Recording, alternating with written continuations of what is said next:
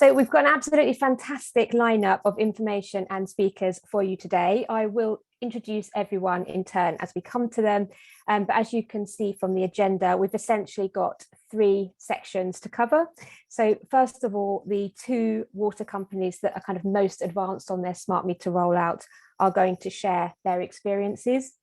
And then it's the time for the launch of some brand new research, which is really exciting. And then finally, we'll have a policy panel. And I will be taking questions at the end of each of those 3 segments. So please do feel free to put your questions in at any time during the course of the webinar, and we'll get through as many as we possibly can. Right, so just before we get started, I'm just going to hand over briefly to Nikki Russell, who's from Waterwise, I'm sure you all know, and Nikki's just going to say a few words about the topic itself. So over to you, Nikki. Thanks, Karma. I've got 2 or 3 minutes. I hope that's okay. Morning, everyone. I'm Nikki Russell, Managing Director of Waterwise. For those of you that don't know us, we're a UK-wide campaigning organisation with the vision that water's used wisely every day, everywhere. And I'm super excited to be introducing this webinar today. I'm really looking forward to hearing about some of the game-changing research, as well as what the people in the field are learning at the moment. In my lifetime, personal water use has increased by more than 50% as we have new water using appliances in the home, and we've changed how we use water. If you combine that with population growth, that's a doubling in water use in homes since I was born. That's an extra 5 billion litres of water a day taken from the environment. And that's something that we really urgently need to do something about. So let's talk about the jaws of death. Sir James Bevan, the Chief Executive of the Environment Agency, talked about the jaws of death at the Waterwise conference a few years ago. And by that, he meant the point at which our demand for water outstrips supply. And the Environment Agency has identified that in England, we have a water deficit of 3.5 billion litres a day, if we want to have secure water supplies and to protect and improve the environment. Reducing water demand is expected to meet about half of that deficit. So that's a really big job for water efficiency. And we've also seen water supply challenges right across the UK, in Scotland, in Northern Ireland, in places of England that you might traditionally think were wet and rainy in recent years. So it's really important for all of us on this call to realise this is urgent and this is right across the UK. This isn't a niche issue. Couple more points, Karma. The first one is that smart metering is one of the fundamental tools to help us reduce water demand. Why? Because a few reasons. If people have no idea how much they use, it's much harder to persuade them to save it. And if people pay a flat rate rather than according to how much they use, it's much harder to motivate them to take action to save water. To use a recent example, imagine if we charged for toilet rolls in the way that we charge for water, it really wouldn't be going very well. Also really important, if water use is unmeasured, it's harder to identify and fix leaks, another part of the challenge we're facing. So let's talk about the climate emergency. Water efficiency has a unique role to play in the climate emergency because it can help us reach net zero and mitigate, but it also is essential to help us adapt to climate change and make the water we have go further. In terms of net zero, every litre of water each of us uses has a carbon footprint, and across the UK, how we use water comes to about 5% of UK emissions. So I'm really looking forward to this webinar today, an opportunity, as Karma said, to hear from 2 of the water companies that are right in the front line of rolling out smart metering, to hear about some exciting new research that Arqiva have commissioned, and an opportunity to hear from a panel of policy leaders. So I'm just going to leave you with 2 rallying cries to hopefully carry us through this webinar. The first one is, let's not hear any more from the water sector, smart metering is too expensive. It isn't, and we'll hear about why today. And secondly, please, no more dumb meters. No more dumb meters fitted in homes. Let's have a smart water meter for every home in the UK. And with that, I'll hand back to you, Karma.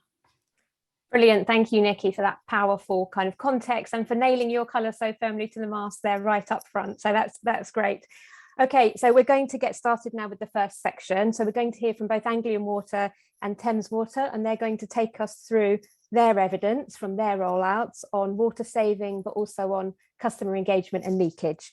So we're going to start with Anglian Water. So please welcome Doug Spencer and Sarah Castlevecchi. Over to you 2. Morning, everybody. Thank you for the introduction. And I'm Doug Spencer. Sarah will be introducing herself once I've rattled through the 7 minutes that I think I've got to roll through my slides. So if we can head straight on to slide 2, please. So the impacts of smart metering. We still have good access to our trial data, so we're still using that as our primary measure of the impacts. What you see in the graphs below, the orange line are the smart metered customers in Newmarket. The grey line is our individual household monitor, and the blue line, which is on the right-hand axis, is the deviation between the two. You can see that at the outset of the project, we started to see good savings accruing over the first sort of 7-8 months, gradually increasing and increasing. That as a result of interaction with customers, in particular around talking to customers about their leaks and their plumbing losses. The larger graph is measured. The smaller graph on unmeasured again shows the same pattern, good decrease, sustained through 2 years, 2.5 years in this case. And then COVID lands, and of course all bets go off in terms of measurement. We wait to see what the return will be. We can see a dip down again through this summer, on the second summer of COVID, but it's going to take a while to see if they're sustained even further. Next slide, please. Again, on the left-hand side, the same graphs here for Norwich show exactly the same pattern, good reductions accruing over the first 6, 7, 8 months. Plateauing down below, and then unfortunately COVID comes and spoils the party for us. But on the right hand side is the kind of data that we see from our good DMA. So this is a DMA with 99% penetration of AMI meters, mostly domestic, which makes life a lot simpler. The two blue lines are the total consumption against the DMA DI meter. And you can see virtually no gap between the two there. The lower lines, the purple and the orange, are the flow between 3 AM and 4 AM, our legitimate night use period, and the DMA flow at that time period. And again, virtually no gap at all. So we're very much looking forward to starting to report lower leakage where we get good penetration from our meters. It should be noted, as soon as you're below 90% in terms of getting that water balance, it is very, very difficult to demonstrate because the gap can hide a multitude of sins. Next slide, please. Key to these savings has been dealing with our customers and getting leaks and plumbing losses fixed by them. One thing that we've learned, certainly, that the left-hand side is a snapshot of our dashboard fairly recently, and you can see huge numbers of leaks identified. 2/3 of these get repaired by customers before we even get in touch with them. We obviously have to watch the flow for a few days to make sure it is a genuine continuous flow, then schedule it for contact in various different forms. Lots and lots of customers fix their own leaks. But you've got there our current volumetric estimates that we will reduce customer service pipe leakage in every property with a smart meter on average by just under 7 litres a day, and reduce plumbing loss by just over 12. Key, again, I can't stress enough, is talking to customers.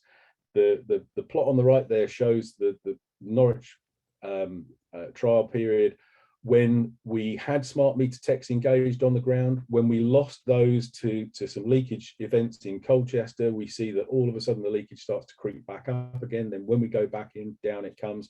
When we improved our communication and started sending more letters, we see a significant drop. And that big drop there in December of 2019, there were a load of minor repairs there fixed off the back of those minor letters, but in amongst there was a 1,400 litre an hour leaky loo, which I know Andrew will have plenty on later on.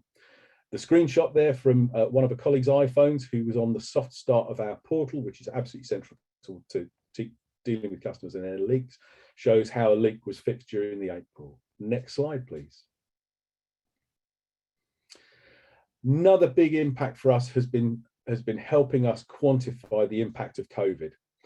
What we have here, the orange line, is the consumption, both household and non-household, in our trial areas against our overall DI. Now, the two scales are shifted, but you'll see they're over exactly the same span. So what we've been able to demonstrate here is that the change in consumption in those areas, the change in DI in those areas has been entirely down to customer consumption. You go back to 2010 and the big freeze we had then, lots and lots of what was consumption ended up being calculated as leakage, not this time for us with COVID. Now, as we're coming out of lockdowns, we know that our non-household representability there in Norwich and Newmarket is a little bit off, hence why we've got a gap, although we do also have a bit of a backlog, so there is a bit of leakage turning up in there. Next slide, please. So big data, we view ourselves as a big data company in Anglian Water, but 19 billion reads. Once we get all of our meters in, that's what we're looking at. And this has been a huge undertaking. In-house infrastructure build. Sarah will talk to you more about how we're using that to engage with customers, but we're delivering it in phases on the MS Azure platform. We've already got data to customers through the portal. Again, one of our iPhone screen grabs there on what sort of thing customers can see. And we have a very, very simple leakage flat file to identify continuous flow so we can start talking to customers. We're underway in build at the moment for our proper leakage management, leakage reporting, asset management modules at the moment, due to deliver in March, and then a new updated customer leakage module in May, June. We then roll on into phase 3, as it says there. We've got phase 4 and phase 5 also hammered out. One of the big challenges here is building this and creating this at the same time as we are finding our way through GDPR requirements and making sure the data is safe for our customers. And with that, I'll hand over to Sarah, who has driven our interaction with customers through this period, and how we get best interaction with them and how we get them working with us on smart metering. Thanks, Doug. Morning, everybody. Yep, so what I wanted to just highlight first, and Nikki's already made the point, is that we're on the start of a very long journey when it comes to engaging with our customers. And the first step with rolling out smart metering is also thinking about what are the customer insights to date where it comes to water efficiency and understanding their usage. So we've done lots of various customer panels and engagement groups to understand where we are at the moment. And it is still evidence that customers are still really unaware of how much they use day to day. I think there's a view that people are trying to do their bit, but they have no measurement of how well they're performing or how they compare to other people or households. So we're at the stage where we are still wanting to raise the awareness of water efficiency and why saving water is important, even when there's a perception that it rains all the time. And so it's still building on that communication to then make the smart metering program successful. So if you want to go on to the next slide, please, Nathan. So in terms of driving behaviour change, obviously this is a big part of water efficiency. We've done years of retrofitting and looking at ways of making water more efficient in the home through devices and the use of white goods and things becoming more efficient. But behaviour change is where we're really going to start to see bigger changes when it comes to reducing household usage. So before you really start to drive action and behaviour change, we need to build on the awareness and the understanding and give customers the understanding of why we need to save water. And that's what we can do to ensure that customers are starting to engage with the smart metering data and really drive that behaviour change. If next slide, please, Nathan. So just to explain the technical side of things before I go into the communication side, but in essence, the way that we've designed our smart metering data infrastructure is through quite a kind of trying to make it as simple as possible, and ultimately trying to give customers the best service when it comes to giving more frequent and reliable data that they can use to be able to track the usage. So obviously the data was the first point that we wanted to focus on. So where we've got the smart meters that we're fitting, and the majority of these meters are external, so these are outside in the pathway, so we're not having to go into properties, and these are meters where we're replacing it with the visual read meter. We're replacing the visual read meter with the smart meter. So when we do that, it's about trying to engage with customers and try to reassure that there isn't actually a huge amount of effort when it comes to us upgrading their smart meter. And it is a very quick job that we do. So from a customer point of view, it's effortless. You know, they don't have to do anything. We're there doing our bit, and we let them know when we're coming. Once the data's the meter is activated, then the data goes straight through into our data lake, and that's then merged with the customer and billing information. And we're ingesting hourly data. So as Doug mentioned, we've done a lot of work around GDPR and making sure that our customer data is safe and that we're only processing and using data that is part of our legitimate interest. So primarily we are using data to be able to identify customer side leakage, and then obviously to give customers their visibility of their hourly or daily usage, and also to ensure that we're still delivering great customer service. We have our customer care teams who also have access now as well. So if a customer has a query about their billing, or if they do think they've got a leak, we can then walk through with them and understand their usage and help identify the issue. If you can pop to the next slide, please. So when it came to starting to roll out our smart metering, when we started in July last year, we're rolling out into areas, and we kind of go area by area geographically. So the key thing for us was to build on this comms journey, to start to build on that awareness and the understanding, so that when it does come to fitting the smart meter and activating it, customers can then start to drive that intent and behavior change. So it is a phased approach, and the way that we deliver this is mainly through digital communications. Most of our customers are where we have got email address, we will email them as well. So we go through this phase where we're kind of warming up in phase one. Phase two is we're coming into your area, and this is where what we're going to be doing. Obviously, we're going to be quite visible on the streets. And then phase three is where we're upgrading and activating the customer's data. If you pop to the next slide. So when it comes to the data, so all of the smart metering data is integrated with our billing platform, My Account. So it now no longer becomes a billing platform, and it is now got more information for customers. And we want to, obviously, web and apps are obviously part of a kind of customer service and being able to give customers more insight. So we've got their daily and weekly, monthly usage, and they can look at that over time and compare the usage, or compare for the previous month and understand where the usage has gone up. Customers can also give consent to then view their hourly usage. So the default is daily for our smart meter customers, and then they can then give consent for us to then be able to produce their hourly usage. We also then, from a behavior change point of view, we're using social norms to compare customers' usage to other households. So customers will give us information like occupancy, and we can compare their usage to other similar occupant homes. Again, as part of that behavior change drivers around understanding how their usage can compare and where they can make savings.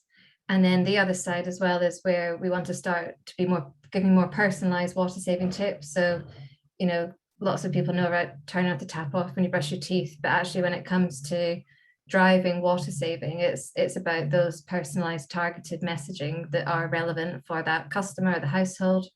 And so again, we're gathering more insight around our customers, but giving them a better insight in terms of their water usage. If you pop to the next slide, please. And this slide, if it's quite busy, but it's just really to show that upfront engagement has been really critical in the success of customers actually either newly My Account registered customers, or those that are already registered where we're upgrading the meter.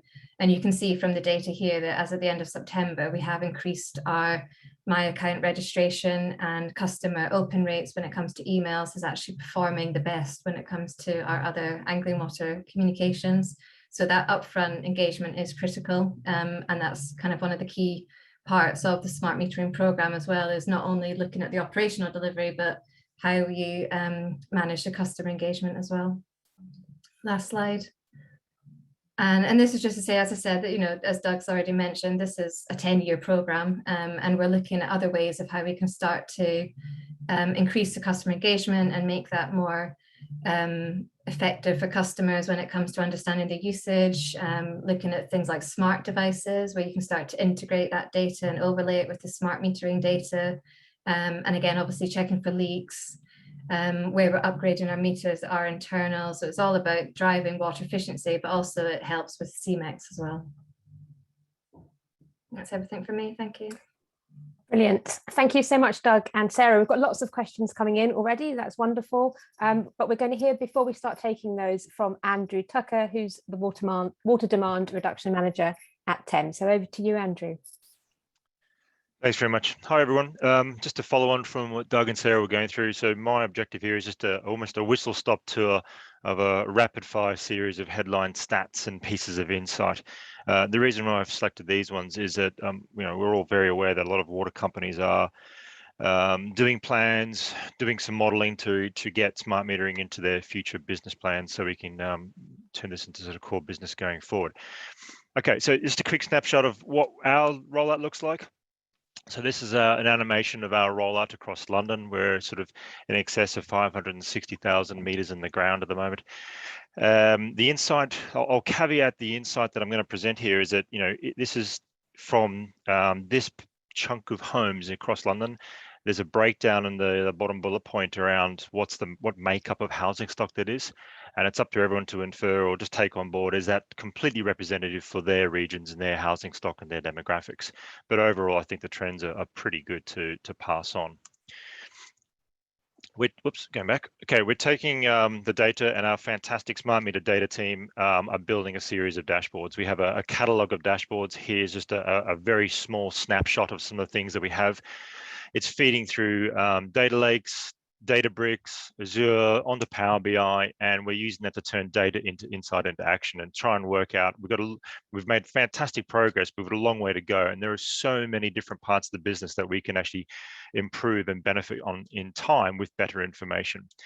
Some of the ones on the right-hand side, such as the household usage and non-household continuous flows and new build homes, I want to pick up in this presentation.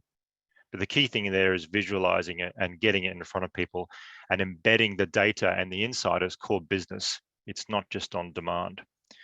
Okay, people have been asking around COVID. I know, and Doug's talked about this as well, but for us, some of the numbers here, the blue line is pretty much 2019. We would consider that a pretty good baseline year, pretty average year. But in 2020, the black line, you'll see the massive increase in household usage. Now, just bear in mind, these are London homes, where our smart meter rollout to date is in London. We will venture into the Thames Valley very, very soon.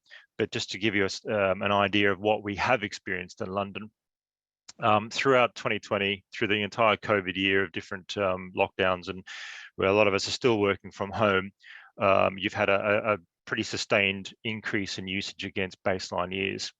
The usage has come down a little bit over recent months, but it's also been influenced pretty significantly by a cooler, wetter than average summer, and a proportion of people going back to work.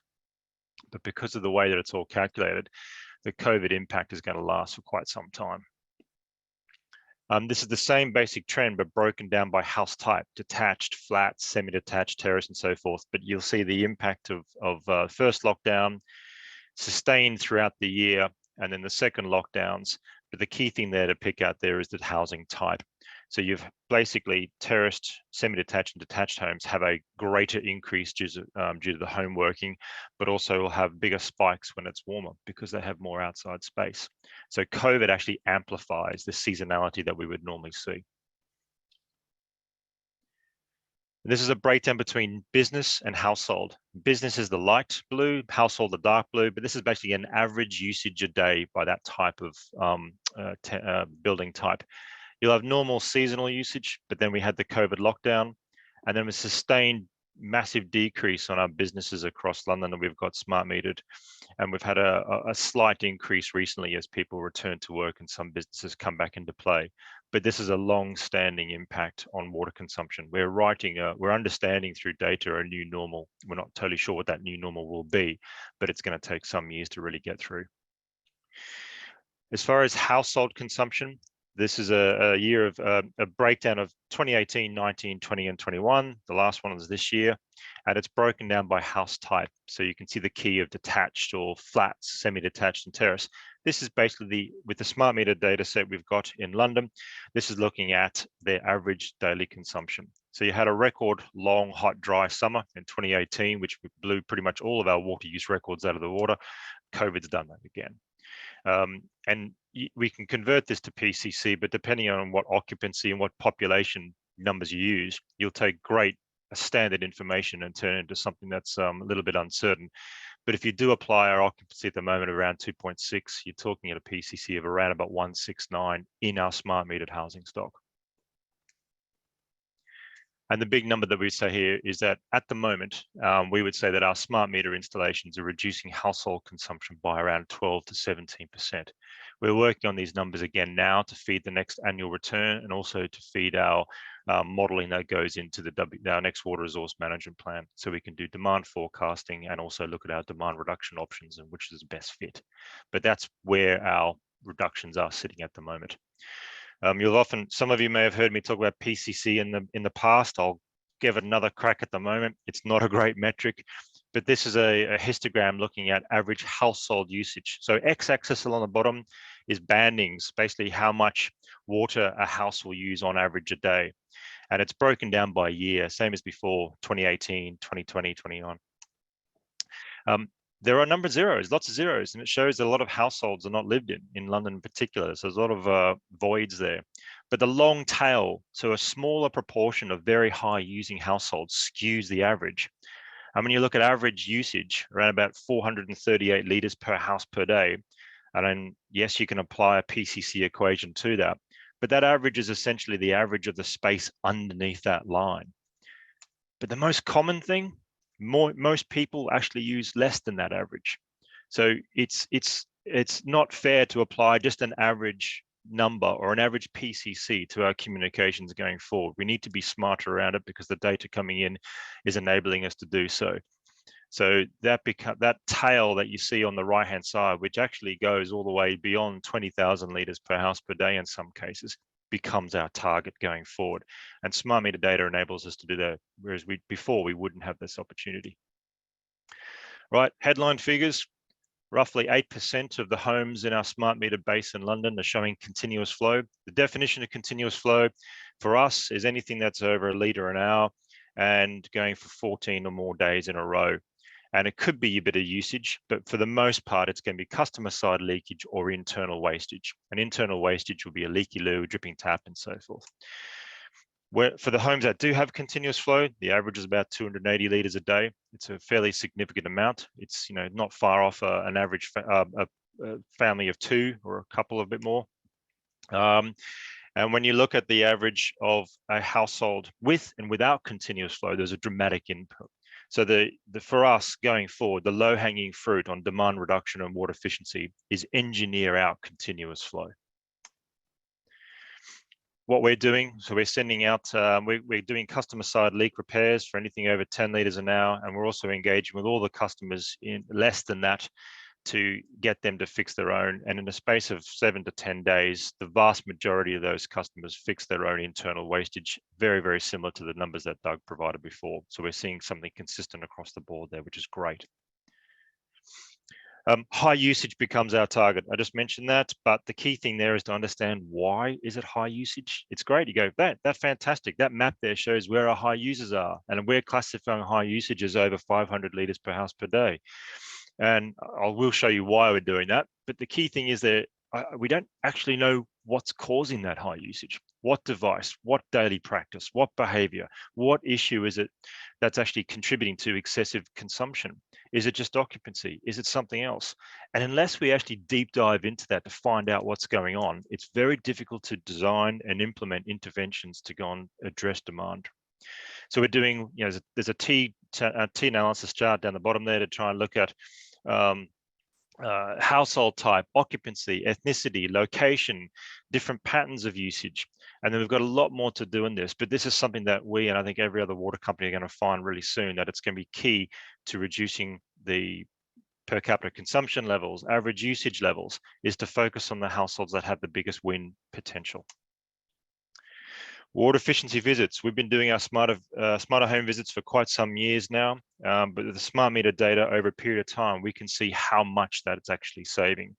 And quite simply, households that use less than 300 litres a day, which is pretty common, do not save water from a retrofit, a one-off retrofit and a one-off behaviour change or behaviour advice intervention. We're not seeing measurable savings on those households at all. So we've completely changed the way we do our visits, and we're changing the way we do our focus on water efficiency going forward. The key thing here is to focus on the households that use more than 500 litres a day. And the higher those households, the bigger win. They've just got more water to save. Our water efficiency visits are showing this. So the light blue line is our current face-to-face in-home water efficiency visit, which is focusing on high usage. The green is the virtual visit that we stepped up during COVID, where we couldn't go into people's homes. And the blue, the dark blue, is our historic smarter home visits, where we offered it and delivered it to anyone, irrespective of their consumption. So, which is a good baseline and pretty close to an industry standard, that dark blue line. But going forward, focusing on getting into homes, doing the fixes, physically reducing leaks is the key thing. And as I said before, the focusing on the super users, you'll get better bang for buck. But overall, at the moment, our in-home water efficiency retrofit, leak fix, and behaviour change interventions reduce usage roughly 10%. And you add that to the actual amount of water that I mentioned before, the meter, and this is what it kind of shows. So if you pretend that the 0 is your control, your baseline, before you've installed the meter, before you've done water efficiency, there's an initial drop of 10% on when we do the water efficiency visit. And then over time, as people switch from unmeasured rateable bills over to their new metered bill, you'll get a gradual improvement in that demand reduction. And the good news thing here is the reason why we did this piece of analysis was to answer the question, are water efficiency savings sustained? If we're investing that, how long do those savings last? This graph, this analysis done by our smart meter data team shows that this goes on beyond 1,000 days. And because the line's not going back up to 0, it means that those water savings are sustained. So when you couple that together, you've got a combined view of meter installation, smart meter installation with water efficiency visit, and it yields pretty amazing reductions, which so far are being sustained. Right, okay, non-household. The industry is very, very keen to establish benchmarks. Retailers want to do benchmarks. MOSL obviously wants sort of benchmark data. Here's a first very, very high level view on the average daily consumption for each of those business types. We've got a lot of more information later in the week. Hopefully, cross fingers and toes, we'll be launching a business water calculator on our website, which will be available for any retailer, any wholesaler to use. But to begin with, there are some benchmarks that we're seeing for those different types of business categories. But the real showstopper is what we're seeing on continuous flow. Now, continuous flow, as I said before, is when the water doesn't stop going through the meter. It could be genuine usage, and it could be customer side leakage or internal wastage loss. But from our over 25,000 smart meters on business sites, at the moment, roughly 26% of the total water delivered to businesses across the board is showing as continuous flow. That's massive. There will be a portion of usage in that, but based on also from our smarter business visits, which go into businesses and do the basics in bathrooms and kitchens, we are seeing almost similar results from fixing the basics in bathrooms, such as leaky loos, uncontrolled urinals and taps. And that breakdown of continuous flow I'm showing on that graph by the major business categories. So I would say whilst there is an element of usage probably inside that on some of those sites, there's a huge opportunity there to have massive reductions in demand water use across the entire business sector. We will soon be using this data to engage with retailers to seek contact with these businesses to investigate what's going on, and if there is customer side leakage and/or internal wastage, please fix it.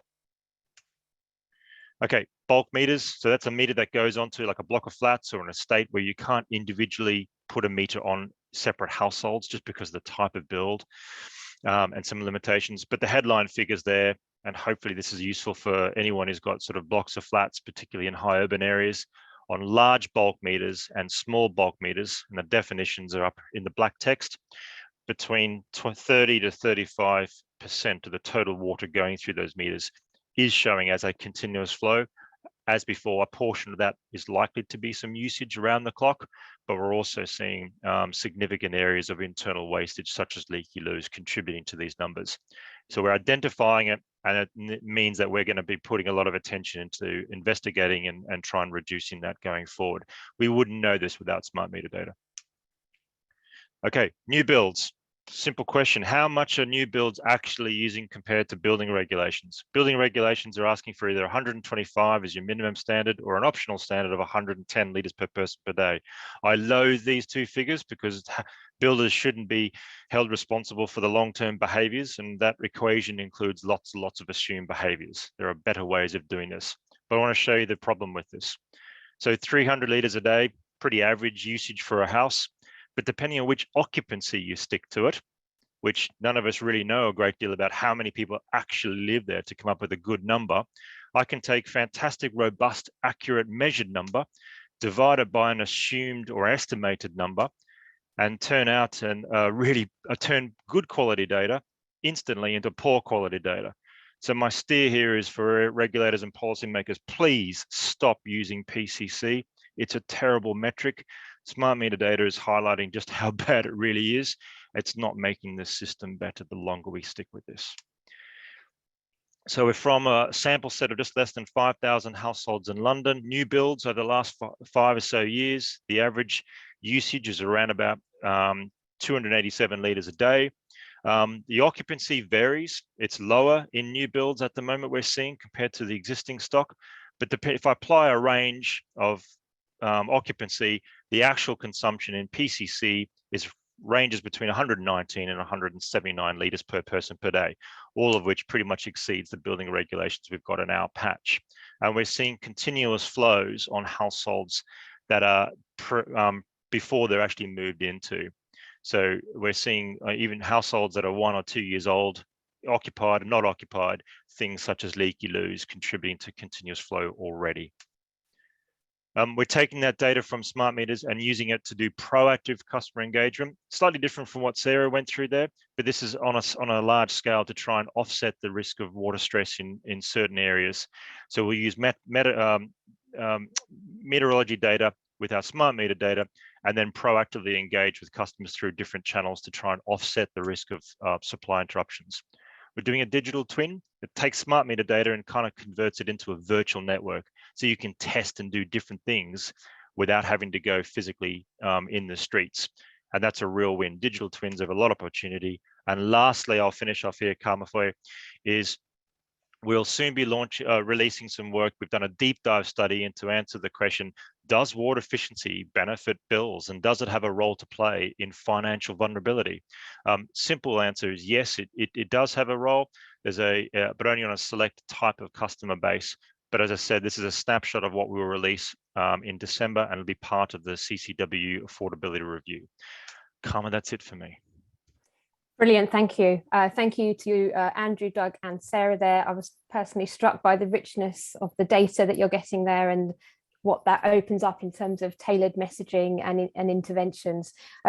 We've got lots and lots of questions coming in. I'll just explain what we're doing with questions, because we had anticipated, given the number of people on the call, that we would have a lot more than we could answer. So I'm going to take a couple of the most popular questions now. You'll see some of the speakers have been answering questions already, and they will be on the call to go through these and give you an answer, as many as possible after their session. Right, so the first question, I'll just answer John Murray's question at the top there. Is the presentation going to be available? I mean, the policy on that is we will be sharing the recording. I think Waterwise are not going to be sharing the slides individually, but individual speakers can do so if they want to. Okay, so the first question, it's for both of you. What has been your unmeterable percentage rate to date? And how do we make it fair when we drive water use saving for those customers when they don't know how much they use, or when we start implementing tariffs? Are we looking for alternative solutions? So that's from Munim Islam. Doug, would you like to start with that one? Yeah, sure. We're typically finding about 5% physically unmeterable properties. In terms of making it fair, at the moment, we, like most other water companies, we use something called assessed measured charge, where we go and speak to the customer and talk about their water use, and then give them a build figure based on what we think their use will be. In terms of making it fair going forward, it's down to technology. We're seeing companies improving the accuracy of smaller and smaller meters. Some of these unmeterable properties are flats with 3 supplies: tank cold, tank hot, direct cold. At the moment, we stop at 2 meters. We may go up to 3 meters, and so on and so forth. For those that will be the inevitable, really can't meter tail, we need to find new technology solutions to that, and there are a few potentials out there. Okay, thank you. And Andrew, your Thames perspective? Similar as Doug just mentioned there, but just a higher percentage. So London's building stock is predominantly flats and apartments and converted properties. So at the moment, we'd be classifying, 25% plus of our total stock as unmeterable because of the building stock. Sometimes you just can't find the pipework. Shared supply is a huge issue in our area. You've got blocks of flats, as Doug mentioned with shared hot water systems. So how to do that, and then you might need 3 or 4 plus meters just on a small flat because of the number of different inflows that have been built over the last 100 years of it.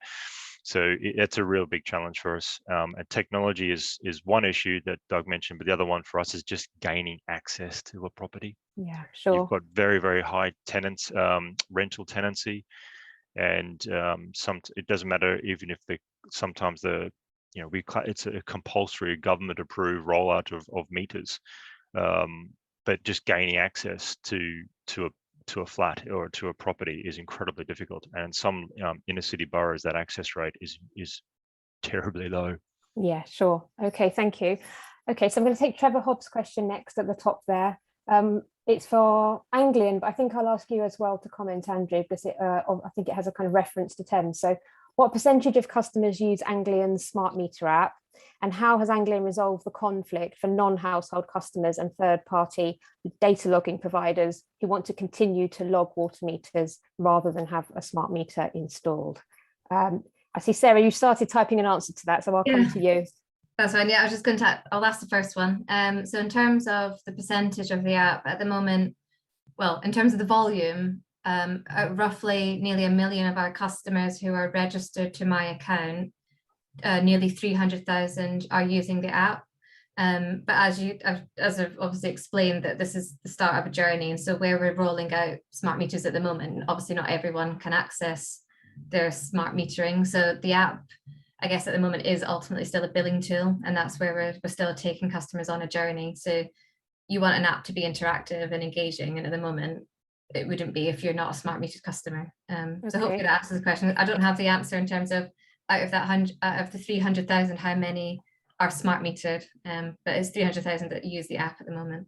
Okay, and on the logging point for non-household, Doug, do you want to? Sure, happy to. And just to pick up on Sarah's point there, on the trials, we were seeing about 20% of the customers in our trial area using what was a third-party portal. So we expect a much higher percentage, given that it's linked now to our main portal. On non-household customers, third-party logging providers, from the outset, we've opted for a pulse head radio fit on the majority of the larger meters, which tend to be the logged meters. So we're retaining the old visual read meters and pulse linking, so that there is a pulse cable there that can be split, or on meters that have the ability to run 2 pulse heads, we're doing that. On smaller non-household, by default 15, 20, 25 mil, we are fitting AMI meters that don't have a pulsed output, but our wholesale team are engaging heavily with retailers, so that where a retailer with a smaller meter, where a non-household customer of a retailer with a smaller meter wants to genuinely log it, again, we have a pulse head solution for that. Yeah, we do expect we do expect these non-households to demonstrate why they want to log rather than take smart data. It's not just a, yeah, well, we'll do it anywhere, but we keep that capacity there. Okay, Andrew, did you want to comment on that, given the logging issues with Thames? Yeah, sure. So we're looking at, I mean, fundamentally, we've got responsibility to reduce demand in our area like crazy. So smart meters is going to underpin a lot of that capability going forward. So we've just got to get that technology out there and bring that data back. We're looking at new technology and complementary solutions to improve that, so that it'll please all parties. On the percentage of customers in the OA, so online account type of thing, we've got a still further journey to do on that thing there. Typically customers don't, I mean, I've probably said this before, typically customers don't wake up and voluntarily go, oh, I can't wait to jump on my water company website. Not so much, but the key thing there is having the data available on their platform, which we do, but the key thing to change behaviors and get awareness higher is off the back of that proactive push. Be able to email customers or contact customers to get them to log in, and doing it that way is where you'll see lots of wins in the future. Okay, thank you. I can see Doug has started to answer Lee Baylis's question, so I'll leave that one, and I'll just take one more from Alison Thompson, and that's for you, Sarah. She's noting your findings around CMEX and saying it's not always a preconception that metering is a positive driver for CMEX. She's asking for evidence and perhaps just any reflections on how you've managed to square those things off. Yeah, sorry, I was actually responding as well, but I was going to say to Alison, if she wants to feel free to contact me after this as well if you want to get my contact details. But in terms of, yeah, as I mentioned, it's about being upfront with customers. So that's why that the phased approach with the comms is really important. So when we have gone out to, when we have then turned up and our metering team are out there upgrading the meters, customers aren't then calling into our contact teams, which sometimes they do, to say, you know, why are you on my street? What are you doing? Because we've already been really clear with them about what we are doing and why. So that's one of the evidence in terms of the contact rate coming into the contact centre. And also we survey the customers as well after we've upgraded the meters. So we have seen a very high satisfaction with those jobs. And again, as I mentioned, because the majority of the meters that we're upgrading are external, there's little disruption for the customer. And, you know, that's what the customer wants ultimately. We want to be able to do our job, be gone, and, you know, I think it takes around 5 minutes or so, I think, Doug, roughly, that we're upgrading those meters. So there's very little disturbance to the customer. Okay, right. Thank you so much, all of you. Thanks everyone for your questions. I'm really sorry we can't get through them all, but as I say, the speakers will, I hope, be able to stay online and answer as many of those by typing an answer directly to you. But right now we're a little bit over time, so we're going to move on to the next section, and that is sharing with you the findings of 2 new pieces of research, both of which have been supported by Arqiva. So I'm going to ask Arqiva's Laurie Patton to briefly introduce the work. Over to you, Laurie. Brilliant, thanks, Karma. Yeah, I'm Laurie Patton. I'm Director of Strategy and Regulation at Arqiva. We're really pleased to be sponsoring this seminar, and my thanks to Waterwise for organising it, Karma for the fantastic job you're doing chairing, and to all the great speakers. Quick introduction to the research which is about to be presented and which was also commissioned by Arqiva. Earlier this year, Waterwise and Arqiva produced a report which highlighted that a full rollout of smart meters could deliver savings in greenhouse gas emissions of up to 0.5% of all UK greenhouse gas emissions. Now, that's a significant opportunity that we believe needs to be realised. And when we were discussing that research with policymakers and others, a few common questions came up. The first was, whilst it's okay to talk about greenhouse gas emissions in isolation, what evidence is there that for the overall case for smart water metering, and does it make sense for society to invest to get the benefits? Now, we felt that an up-to-date view and all the latest info in one place was needed. So we commissioned Frontier Economics and Artesia, who are both experts in this area, to look at it. And today they're going to take you through and share what they found. The other question which commonly came up was, how do consumers feel about smart metering? And again, we felt it was useful to get an up-to-date view, and we commissioned Waterwise to undertake some primary research to get the latest perspective. I'm going to let them share their results, but I think both pieces of research highlight that there's a strong case for action to support a full rollout of smart water meters. we ultimately need a strong policy environment to enable the water companies to fully invest, and that ultimately there's potential here for a win-win for consumers, industry, society, and the environment. So I'm really pleased now to hand over to Rob Lawson from Artesia, Rob Francis from Frontier, and then Fatima Ajara from WaterWise to present their work, and we hope that you find it interesting. So Rob, over to you. Thanks very much, Laurie. That's a great introduction. As Laurie said, my name's Rob Lawson. I'm a director at Artesia, and I've been one of the project leads on this study. I'd also just like to acknowledge the other main Artesia contributors, particularly Dee Marshalsea, who was involved and delivered a lot of the analytical work, and also Giles Fox and Adejoke Tijani. I'm sure Rob will do the same for his Frontier colleagues when we get to that point too. So we've been working with Frontier to develop and analyse the costs and benefits of water smart metering. And Rob is going to present a little bit more on the detail of the results of that in the second half of the presentation. In the first half of the presentation, I'm just going to talk briefly through a few points. If you can move on to the next slide, please, Nathan. Just give you a headline result to start with, and a big reveal, drum roll, etc.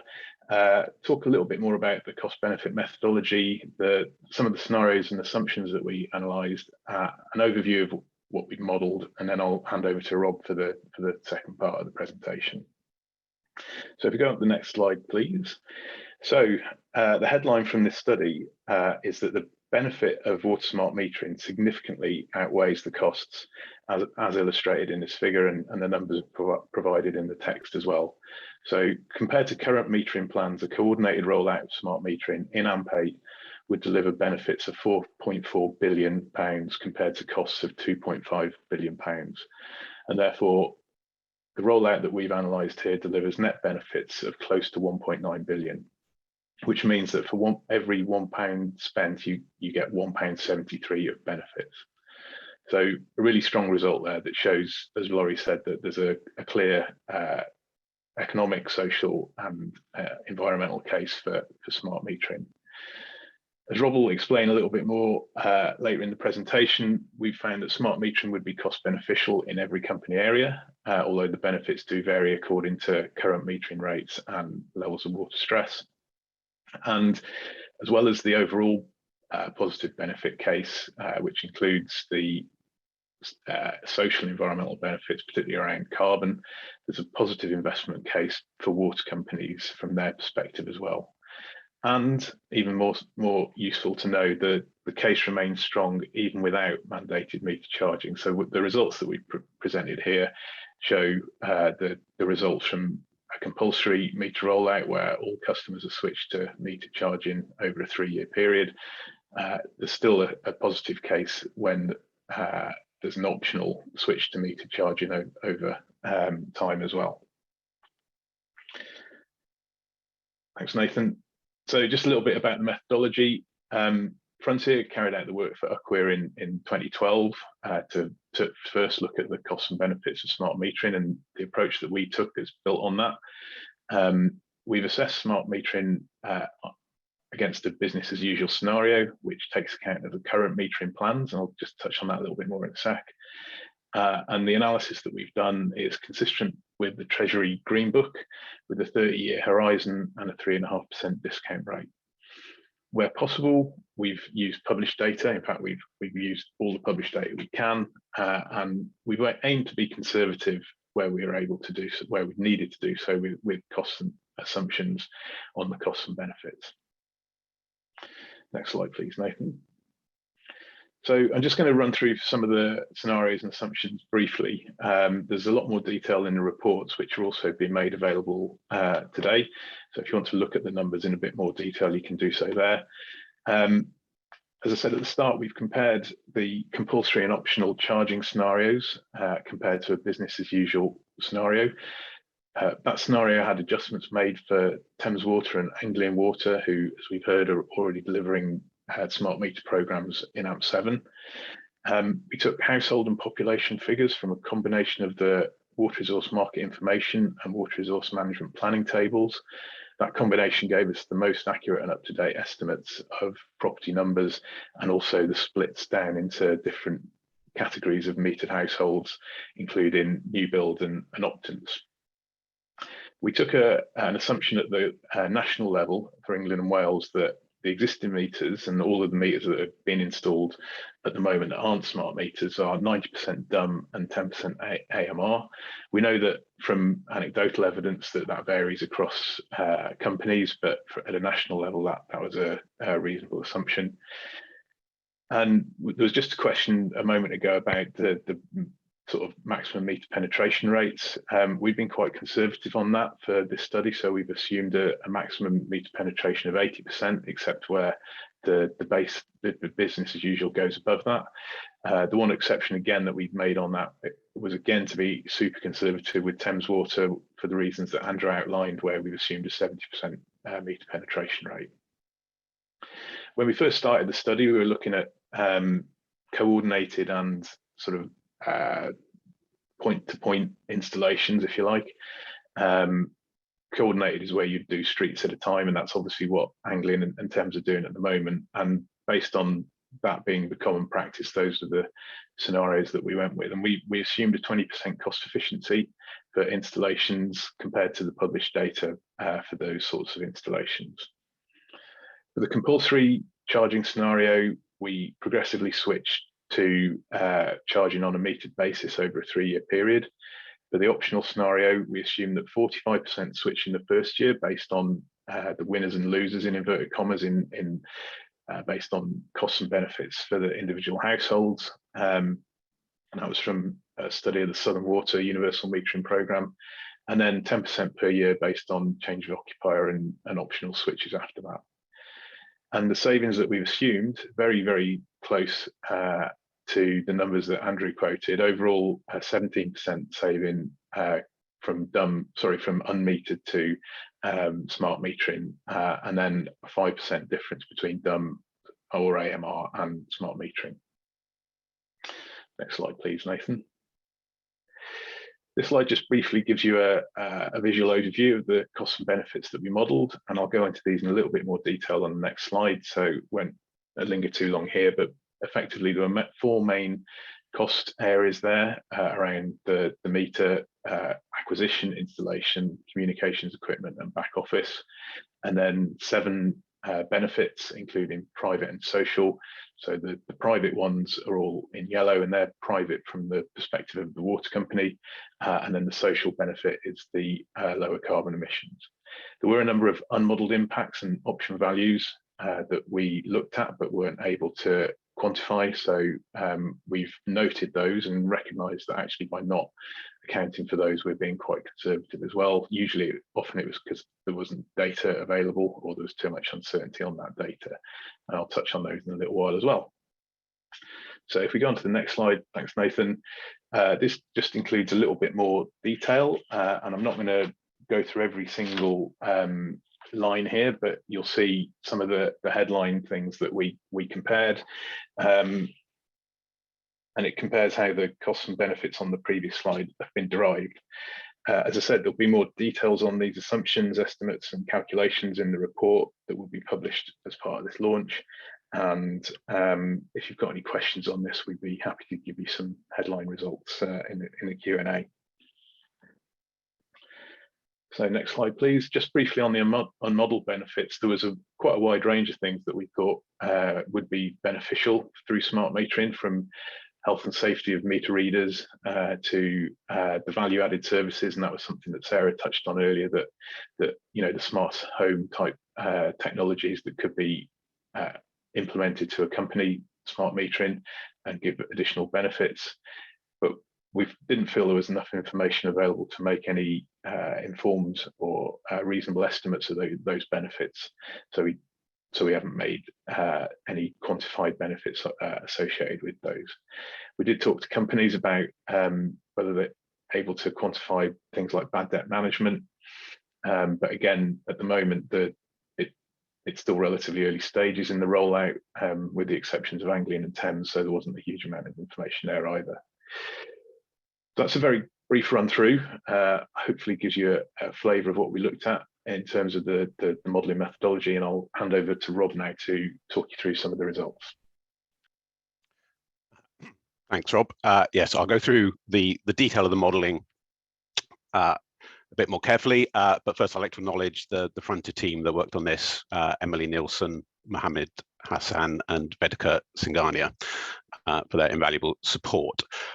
So this slide shows the high-level results for England and Wales, the MPVs over 30 years. And as Rob said, we're looking at total costs of just over 2.5 billion, benefits of around 4.4 billion, so net benefits of approximately 1.9 billion, and a benefit to cost ratio of 1.73. What the waterfall chart shows is the categories of those costs and benefits in a little bit more detail. The 4 cost categories that Rob mentioned are all quite material. The largest one of those is the network build and operate cost category. Again, worth remembering that these costs are incremental to the business as usual metering plans, and obviously the network costs are sort of all entirely incremental to that. On the benefit side, obviously all of the categories contribute, but the main benefits are those that derive from the reduction in consumption, which are the operating costs, the reduced consumption costs for the company, and then what we call long run capacity benefits, which is the avoidance or the deferral of alternative water resource schemes that the consumption reduction allows, and that's the largest single benefit.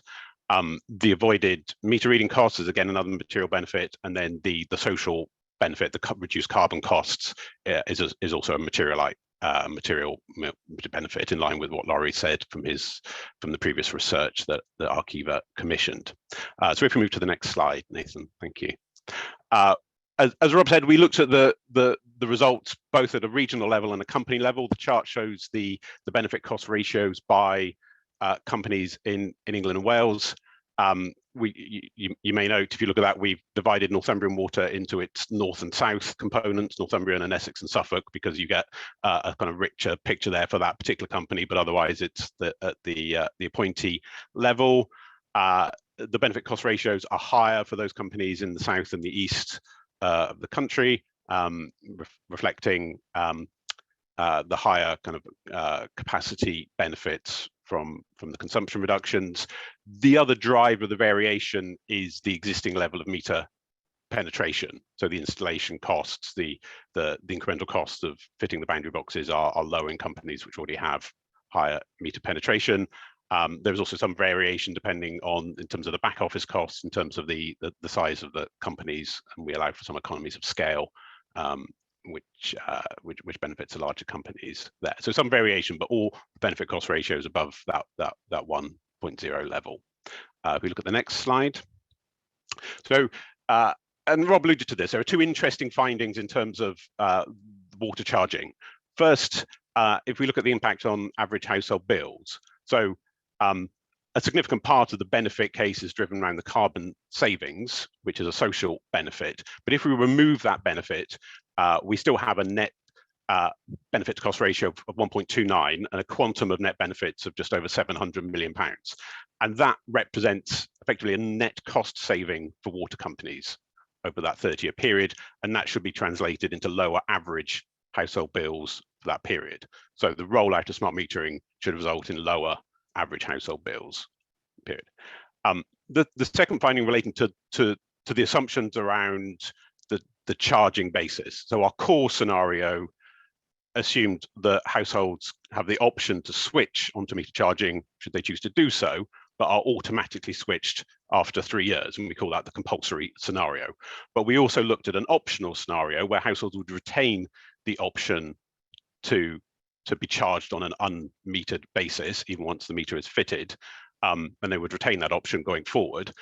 We do model that they progressively do choose that metered option, but it takes longer for that to flow through. In that case, the benefit cost ratio is slightly lower, but it's still very high. So it goes from 1.73 down to 1.70. So the case does not depend on that compulsory scenario.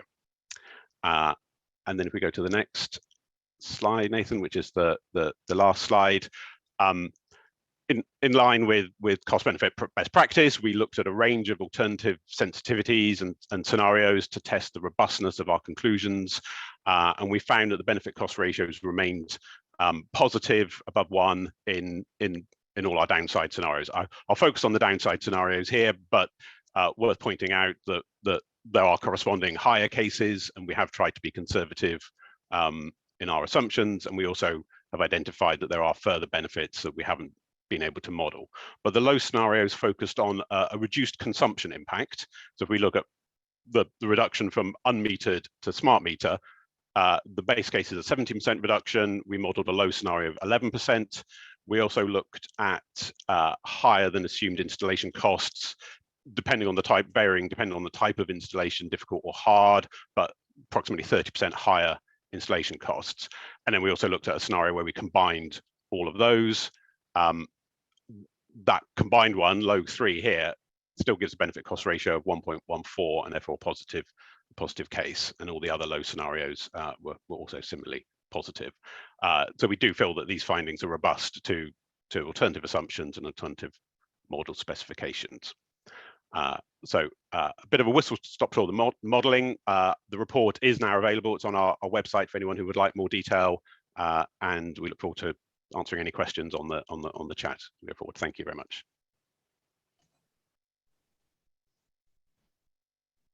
Thank you, Rob. Morning, everyone. So I'm just going to share with you our research findings around people's attitudes towards the smart water meter. A bit of a context. Between July and September this year, we conducted a research to understand the public's attitude towards the smart water meter. We did this research in 3 parts. We reviewed 26 reports published mostly in the last decade to understand the current knowledge on this subject. Then we administered a survey to 1,026 UK residents to explore their perception of the smart water meter, their perceived benefits of the device, their motivations for uptake and barriers to uptake. 36% of our participants were unmetered, 59% were metered, out of which 8% had a smart water meter. Then, to explore emerging themes in much more context, we conducted 2 focus groups, one for unmetered residents and the other for metered residents. So I'll now share with you findings from each phase of our research and what collectively these tell us about the public's attitude towards the smart water meter. Can we move to the next slide? Thank you, Nathan. So first, in relation to our findings from our review of the literature.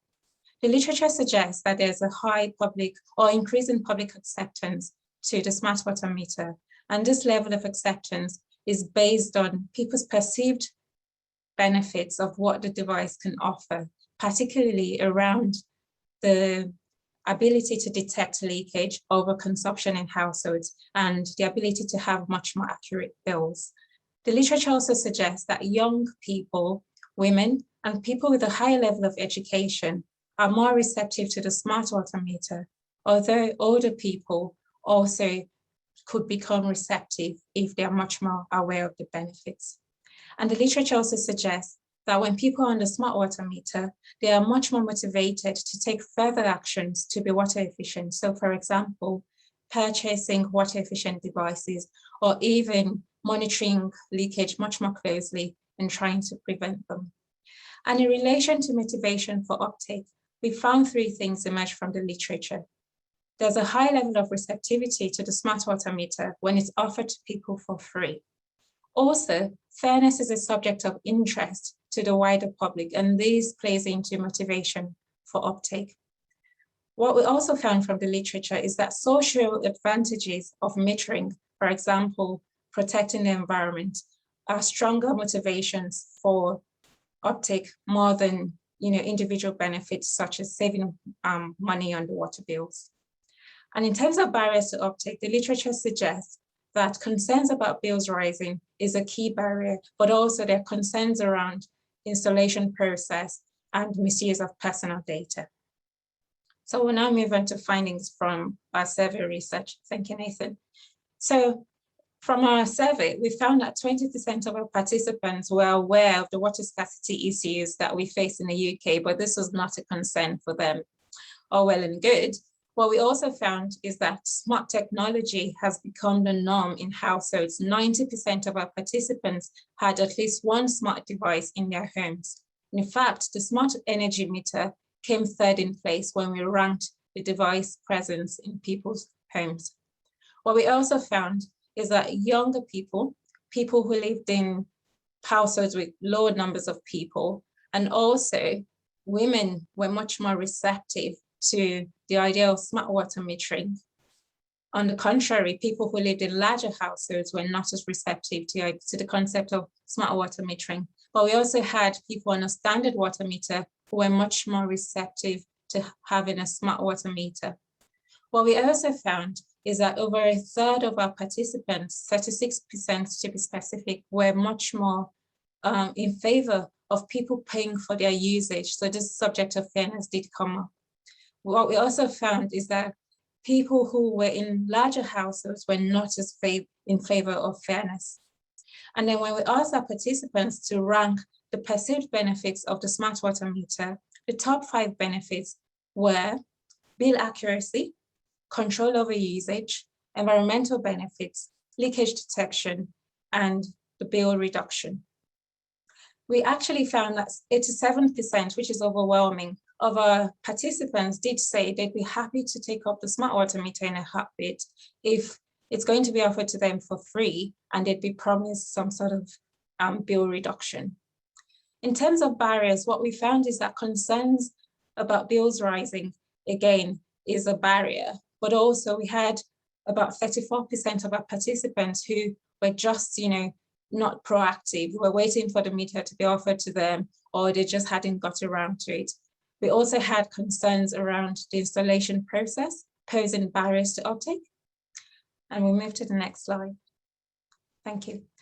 And in relation to our focus group research, we found that amongst the unmetered participants, there was this disconnection to water usage, and unmetered people were just generally passive towards the smart water meter, which is a contradiction to what we found with the metered participants. But generally what we found is that the ability to have automatic meter readings and be able to monitor usage, monitor leakage as well, were strong motivations for uptake, but also being able to be offered a smart water meter for free and knowing that it would have some engagement capabilities, so around social comparisons, being able to monitor usage patterns, personal usage patterns.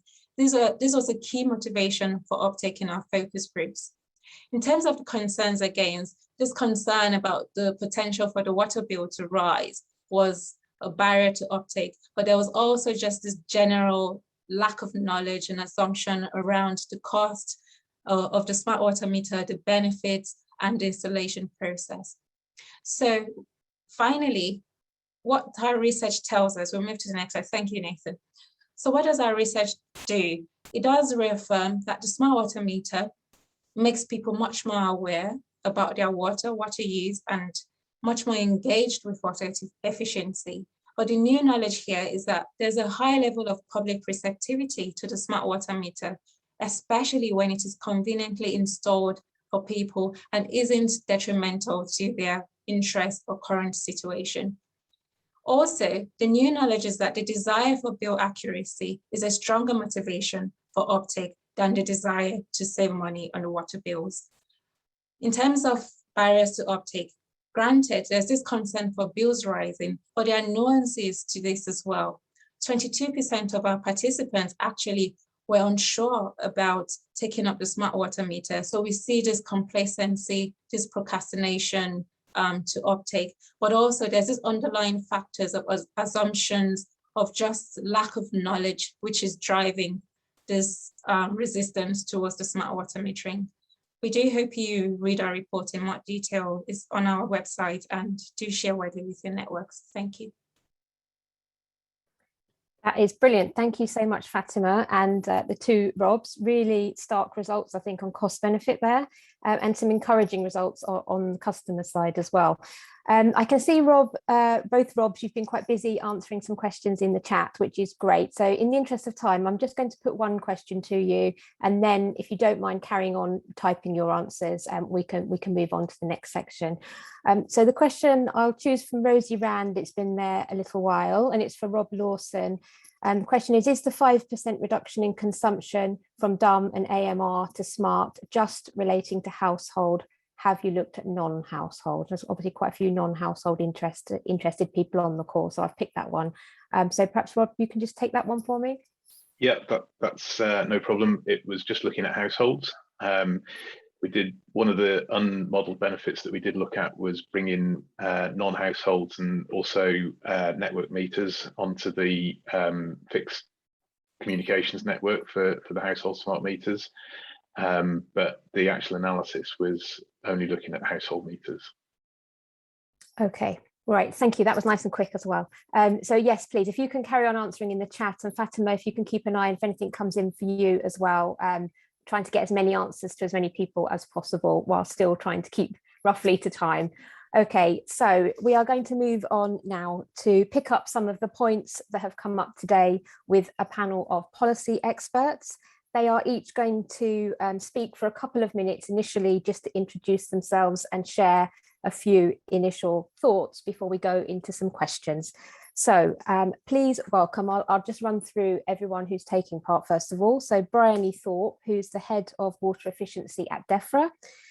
Daniel Johns, who is chair of the UK Water Efficiency Strategy Steering Group and also head of public affairs at Anglian Water. And we have Martin Hall, who's the market improvement lead at MOSL, which is the market operator for the non-household retail market, if anyone's unfamiliar. Paul Hibbert, head of business services at the Consumer Council for Water, and Monica Shasherba, who's the senior technical advisor on water, floods and waste at the National Infrastructure Commission. And Monica, I've deliberately left you to the end, so I can apologise if I've pronounced your name incorrectly, and go straight to you to correct me if need be, and also kick us off with your introductory remarks. So over to you, Monica, please. Thank you, Karma. Hello, everyone. Yeah, you pronounced my surname right. It's Monica Shturba. So I come from the National Infrastructure Commission, and we look at the long-term planning and needs of infrastructure in England. And so metering is important for us because that forms one of essential tools as part of providing resilience to drought in the country. So that's where the interest comes from. Great, thank you. So perhaps Bryony next. Yeah, Bryony Thorpe here from DEFRA. As you mentioned, I work on water efficiency. So I think, initial reflections from me are that obviously water efficiency is a huge range of options and interventions, and water metering and smart metering is one of the tools in that area. So it's fantastic to see through these presentations a huge amount of work that's underway and a huge amount of evidence in this area. And I'm sure it will come up in questions, but just how closely it ties into other mechanisms that are underway to reduce water demand, such as things like water efficient buildings and products. Great, thank you. Daniel? Yeah, thanks, Karma. Hi, everyone. Daniel Johns. So yeah, my day job is at Anglian Water, but for the last 3 years, I've also chaired the steering group for the UK Water Efficiency Strategy. So the steering group incorporates all the water efficiency leads from companies across the UK, including from the Isle of Man recently. And we published the first UK strategy back in 2017. We're in the process now of updating it, and hopefully we'll be launching that next summer. Brilliant, thank you. So Paul, next, please. Hi, yeah, I'm Paul Hibbert, as I say, Exec Head of Business Services at CCW. It's really interesting to hear those presentations today and the engagement that goes with consumers along with smart metering. That's really good to hear. Our position is that people should pay for the water that they use, so we're very interested in metering as a whole, and smart metering is an exciting way of finding out how people can help save their own usage. So it's been a really good presentation so far. Thank you. Okay, great. And last but not least, Martin. Thanks, Karma. So Martin Hall from MOSL. In terms of our interest in smart metering, there are 1.3 million smart meters in the non-household market. And it's interesting to note that those meters consume about 30% of the water's consumption, the consumption used by customers in the UK. And also the non-household market is extremely skewed. There is about 3% of the top consuming meters that use about 70% of the water used in the market. So it's not like the household market. I have some slight concern as to why the non-household market was not included a little bit more. And I'd be interested to hear sort of some further views from Artesia and Frontier about that. Because we think there's a massive opportunity for water efficiency and improvement in the performance of metering in the non-household market space. We think with implementing a strategic metering review, that's all about understanding how to make business easier within the market and all around accurate and timely consumption data. So we think there's a lot of opportunity, and I'd be interested to hear more on that as we go through this session. Brilliant, thank you so much. So I've got some questions that WaterWise have prepared, which I'm going to run through first of all, and then I will try and fit in some from the audience. So please do keep putting them in the Q&A, and I'll keep my eye on the bottom of that box for the new ones coming in for this particular panel. But let's get started then. Bryony, I'll start with you. Sorry, it's going to be an obvious question, but I think the people on this call would probably like to hear it. So obviously, in light of the recent ministerial announcement, that suggests that we won't be seeing much in the way of further policy change on metering in the short term. So perhaps if you can just explain why that decision was taken, and I think specifically for this audience, if there's anything that the sector can do to kind of maybe change your thinking around metering. Yeah, thank you. And absolutely, that's the question I would be expecting on this subject. So I mean, the recent announcement you mentioned, that was the written ministerial statement on reducing demand for water made by the Secretary of State to reduce this in the summer. I'm sorry, I should also caveat probably at the start that when it comes to water efficiency, that's a devolved matter, so I can only speak for England on this. So that statement, it announced new policy interventions, and that was in response to a consultation in 2019 on the subject of reducing demand for water. I imagine many people here responded to that consultation. And you're right, it said that, I can quote, the government will make no changes to existing rules around when people can be charged for water use through water meters. So the first part of your question, quite understandably, is why. We looked hard at the consultation responses we received and the response to the call for evidence. And there was support for increasing metering generally, and that's not just smart metering, but generally. But responses equally made clear the need to have safeguards in place in relation to unexpected increases in bills and the rate at which any changes to charging are made. And the information we received also indicated that there's regionally specific and varied benefits from charging by volume with varying impact on bills. And those are concerns that we take seriously. We have to look at things like water poverty. And so we won't be mandating compulsory metering nationwide. I would note that in the statement, we also announced that we have added to the list of designated water stressed areas. That's where water companies can implement wider metering programs. And probably the second part of your question, probably the more important one, is what the sector can do to change the landscape. And I mean, the key things, I think, are noting that there is room. I mean, there's the point around water stressed areas, but there is room in non-water stressed areas to install more meters, although granted that's without requiring all customers to start paying on a metered basis. But there's something there that can be done around helping customers understand their usage. So, and companies can charge on a metered basis for high water users or change of occupancy, or on a voluntary basis. So there's something around wondering whether these powers are being used as they could, are they being used to their full potential? And interesting to understand how those powers impact on customer bills and perception. I think there are areas where we could develop more information, where we could gather more information, and the sector's full of expertise, more so than in DEFRA in the department. So I think the sector is best placed to understand and change public perception. So we mentioned existing powers, and there's something around customer interactions and campaigns. So the sector is much closer to water users, household and non-household. And I think Fatima's presentation actually really identified some of the areas to work on. the importance of communicating the benefits. Is the sector monitoring the impact of customer interactions and of campaigns? And is that information being shared between between companies, with organisations such as Waterwise? I think there's a huge amount that can be done there and built upon. I know that some work is being done, so looking at how we can build upon it. I think actually the best practice point is another one we'd look at. So is the sector sharing best practice to get the maximum impact of water efficiency? Is it sharing the information from meters? I know there's some commercial sensitivity there, but where there's not, or other ways of sharing that information, I'm sure other speakers will mention kind of what exists for that kind of sharing of best practice. And the final point I'll make, sorry, I know we're pressed for time, is around smart meters. So I know that you've asked me around metering generally, but this session is about smart meters. And the plea was made by Nikki at the start to avoid more dumb meters. So can we define what makes a meter smart? What are the standards? And where is this technology going? Can we predict where it's going to be in 10 years' time? Because if there was a big smart metering rollout, how quickly would that be out of date? And when would there need to be further investment to update them? So I think the key takeaway for me is just to keep building on the work that's underway and sharing good practice.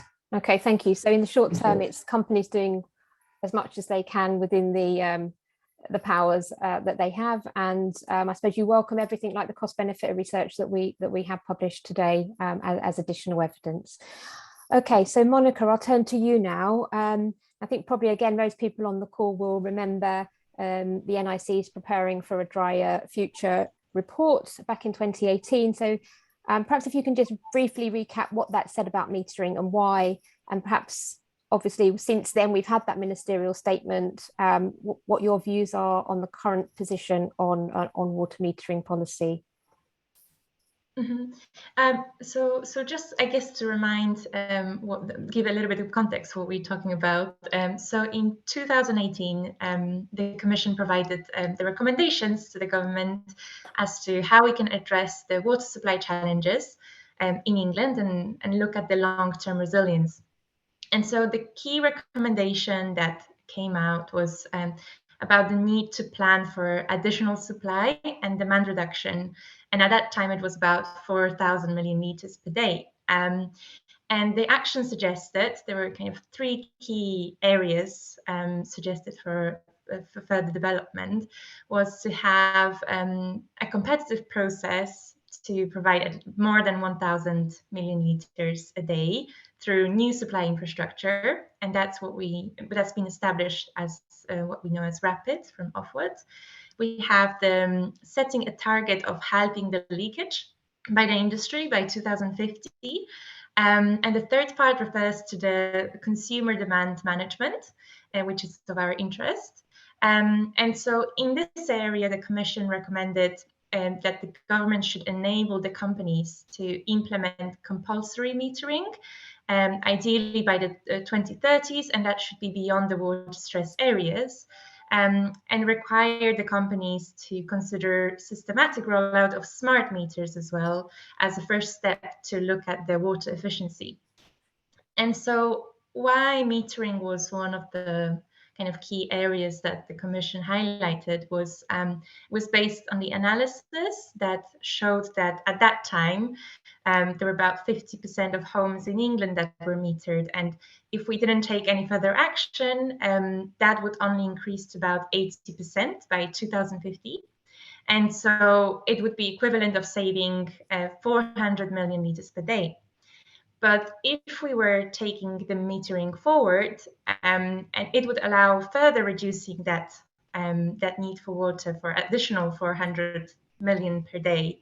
So it's forming a very core part of that strategy to deliver resilience for the drought in the country.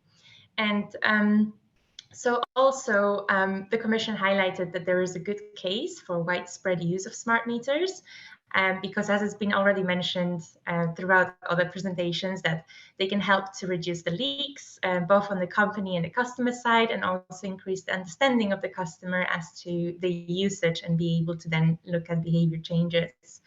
But it was also highlighted that the companies would need to work with the communities they serve, especially where the customers might be adversely affected. And also the detailed analysis, which looked at different metering scenarios of how many would get us how much savings in water. It showed that if the wider benefits are considered, if we do this quicker and more comprehensive smart metering, it would actually result in savings, or at worst it would be cost neutral.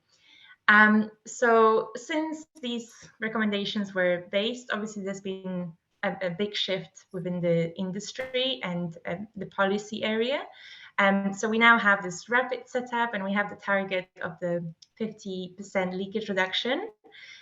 With the metering, the government took a different approach, but we do have increased, so we now have increased number of water stressed areas in England, which allows for wider uptake of metering. And it's not only the metering, but it's also other water efficiency measures. So as it's been announced this year, as you mentioned, Karma, it's about the water labeling that we will be introducing. So that hopefully will take us some way as well in the water efficiency space. Okay, great. So some positive progress, even if it's not exactly what you wanted on metering. Right, and perhaps we'll come next to you, Daniel. And your group's been working on updating the water efficiency strategy recently. You've just had a consultation. So perhaps if you can just share a few headlines from that consultation, whether stakeholders think we're doing enough on water efficiency generally, and any takeaways on metering or smart metering. Yeah, of course. Thanks, Karma. So I should say that the water efficiency strategy is being led by Waterwise. They hold the pen on the strategy. The steering group is there to advise them on what we think the strategy should contain. And Waterwise ran the consultation, as you said, over the summer to ask a series of questions to help guide the development of the next strategy to be launched next summer. We had a great response, first of all, from people across the kind of sector, within the industry, within government, within third sector society, within government's advisors like the National Infrastructure Commission.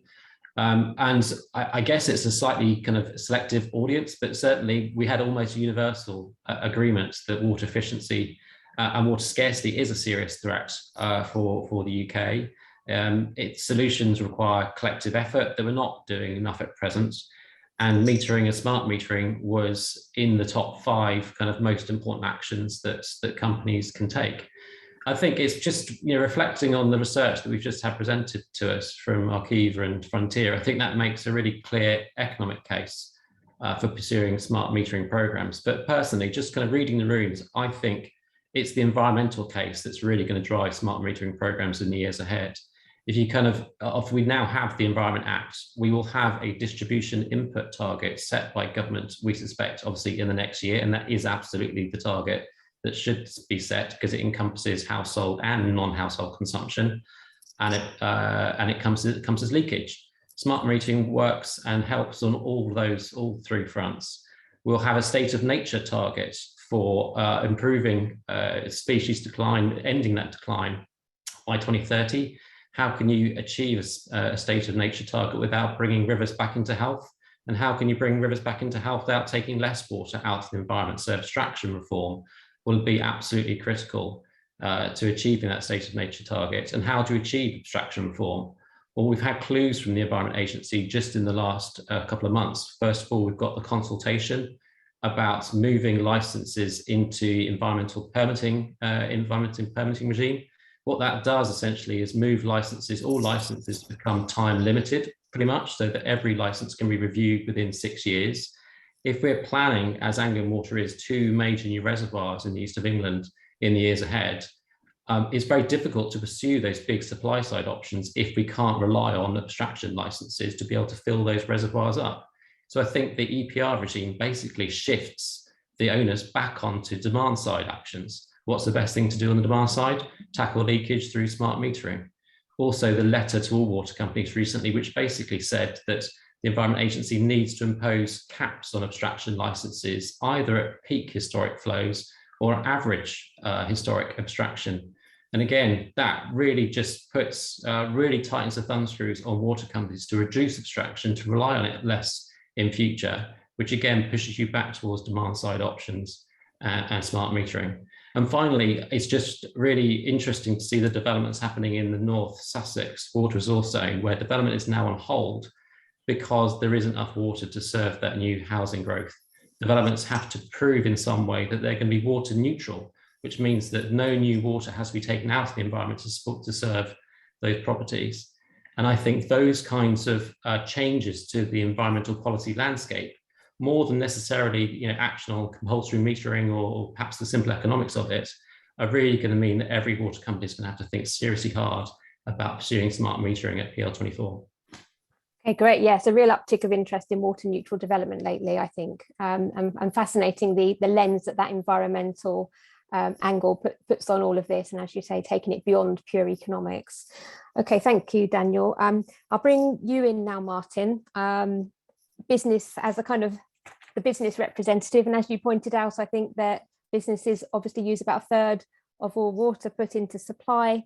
You mentioned your smart metering review that MOSL is working on, so perhaps if you can just give a few details of that for this audience, and specifically where smart metering could play a role. Again, you alluded to the fact that you thought that there could be a significant role for smart metering for businesses. Yes, thanks, Karma.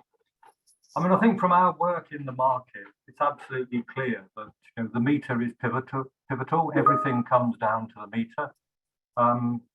And we're aware that poor quality data that currently exists in the market is leading to significant market frictions. And that's frictions between wholesalers and retailers and their customers in terms of things like settlement and billing and water efficiency.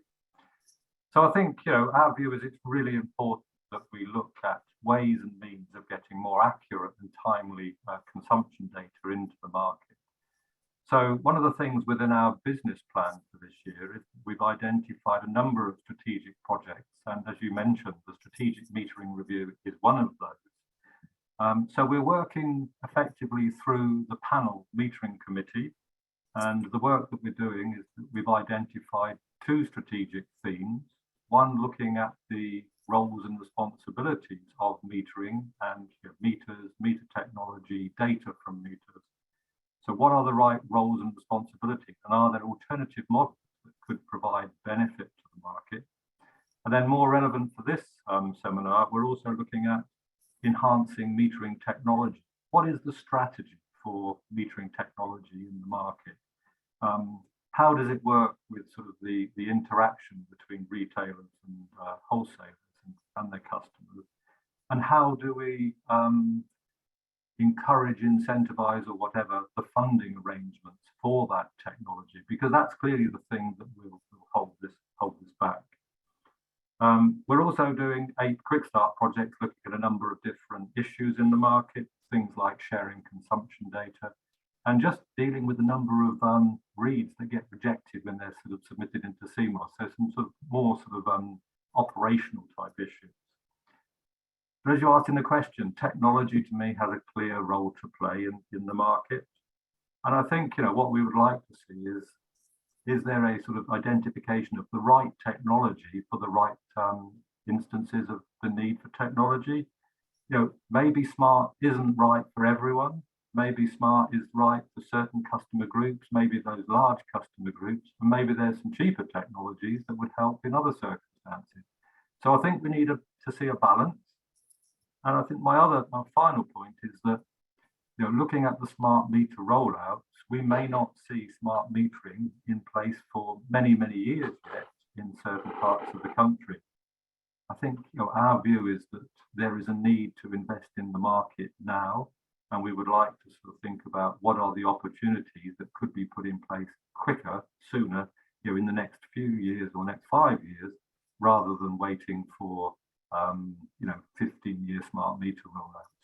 So a number of challenges. I'd like to think we're starting to address some of those challenges.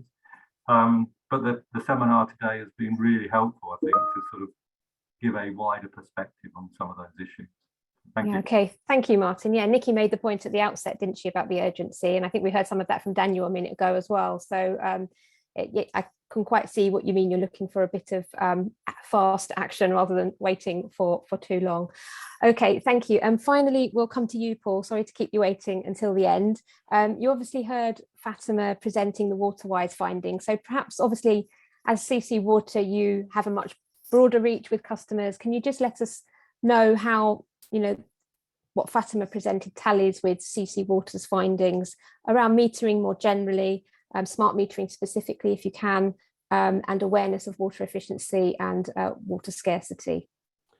Yeah, I think it's important to note that there's probably several reasons why people voluntarily move into water metering, and it's not always driven by scarcity. It's driven by, as we've seen in the presentations earlier, it's driven by a desire for fairer billing and a desire for cheaper bills as well.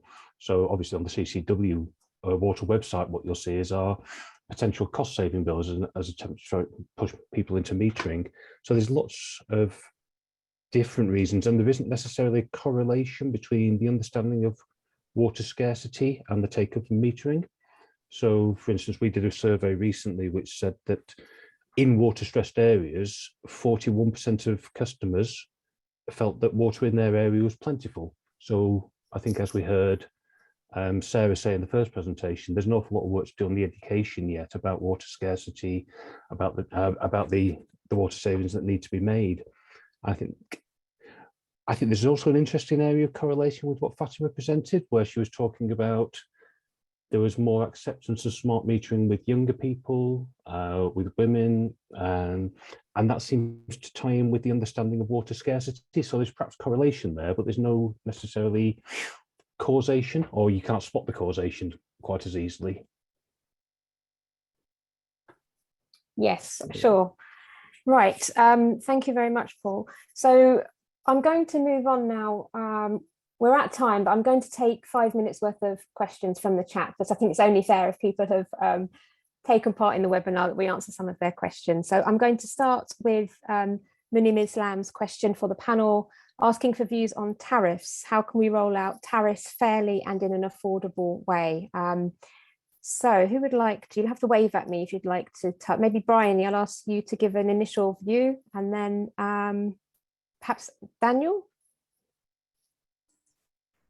Yeah, I mean, I can touch this very briefly. It's my colleague's work area, and she's, well, I'll tell you what she's told me is that we're working with CCW industry and charities to explore recommendations around a single social tariff scheme to protect the most financially vulnerable households, and that we're looking to implement any improvements by 2025, by April 2025. Okay, thank you. Daniel? Well, I guess the question might be trying to suggest that we should have some kind of rising block tariff where people pay more and more per unit of water the more they consume. But certainly those kinds of tariffs can be quite unfair for certain households who have high usage for good reason. They might have particular medical needs, large family households, and so we think a fairer way is essentially, first of all, to make sure people are paying for the consumption they use. Supporting what CCW say is that paying per consumption is fair, and we would advocate a better way forward than rising block tariffs is through smart metering, through behaviour change campaigns, as Sarah set out. Obviously, building on the back of the announcement from DEFRA earlier this year to introduce mandatory water labelling. And one aspect I think is really important next year that DEFRA again has said that they will do is develop a roadmap for improving both building regulations to tighten standards and hopefully move to a fittings-based approach rather than based on per capita consumption, but also to think about retrofits. One of the big things that's happened since the last water efficiency strategy was published in 2017, of course, is the net zero target now in the Climate Change Act.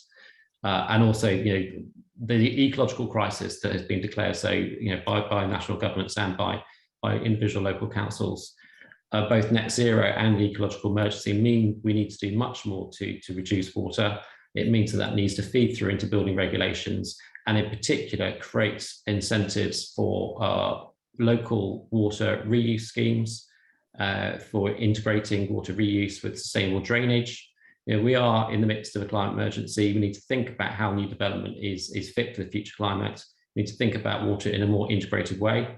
And certainly, I think smart metering is one of the fundamental kind of foundations of being able to achieve that in practice. Sure. Okay. Thank you, Daniel. I was going to go to Monica, but I think we've lost her briefly, so apologies for that. Paul, I'll come to you. If you want to reflect any further on tariffs, feel free, but also if you could answer the question from Steve Colello, which is asking whether customer willingness to pay for smart metering has been tested. The short answer is not to my knowledge so far, no. And anything from you on tariffs, perhaps in the light of the affordability review? I think in light of the affordability review, we have called for a single social tariff. We will look obviously within metering or smart metering to make sure that people are protected against water poverty, and that's going to be our focus throughout this, I think. Okay, thank you. So I'll just squeeze in two more questions which are related, so I'll put them together. One from Lena Vincent, which is around views on open data. Another from Philip Stevens about how various stakeholders can best share research and ensure they don't duplicate each other's work. Martin, you're nodding. I'll come to you. Made the mistake of nodding. Yeah, no, good. That was just showing that I was listening. Open data. I think the sort of open data initiative almost goes hand in hand with a smart metering initiative. Clearly, smart metering will generate significantly increased amounts of data.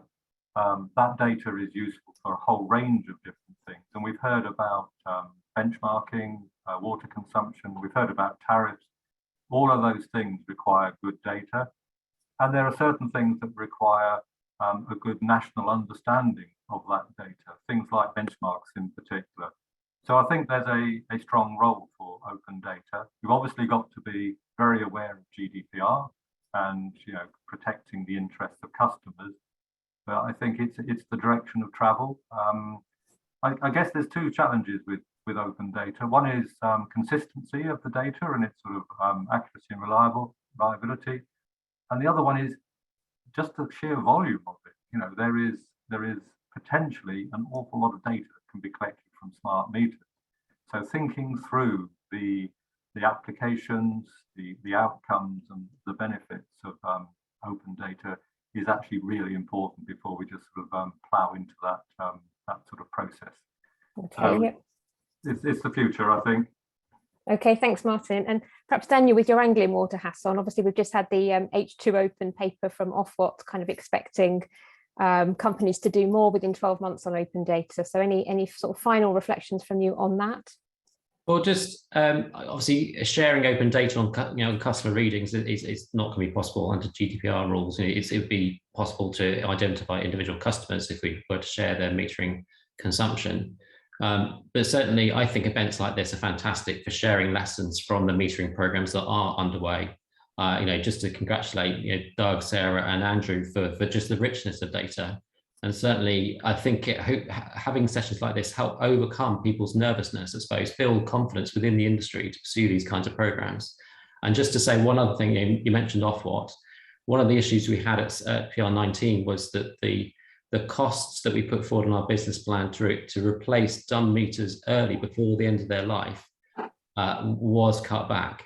And if you pursue metering programs as you should, to try and get a high penetration of metering within any particular water resource zone to really realize those benefits, that's difficult if you can't, if you're not funded to early replace dumb meters. So that's one thing that I think could do with perhaps more regulatory support at PR24 to encourage water companies to pursue this on a kind of place-by-place basis and to bring forward those benefits that Artesia have talked about. Yes, great. Certainly a very live issue for PR24 for the non-household market as well as the household, I think. So I will leave it there. We are 5 minutes over time. Thank you all very much for taking part. Again, if there's any more questions that come in for you, please do keep an eye on that Q&A box and just see if there's anything that you'd like to comment on. We're in our final 10 minutes now. Thank you all for staying with us. And I'm just going to hand over perhaps to take on what Daniel was saying there about actually delivering some of some of the learnings and the benefits that are potentially available from smart metering. So we're just going to have some closing comments from John Lillistone, who is Director of Water and Enterprise Networks at Arqiva. So over to you, John. Yeah, and I'll try and bring together a number of the themes that have come out in the fantastic discussion earlier. If you could go on to the next slide. I think everybody is now convinced that smart water metering works, and it's proven to work. You've all seen those results today.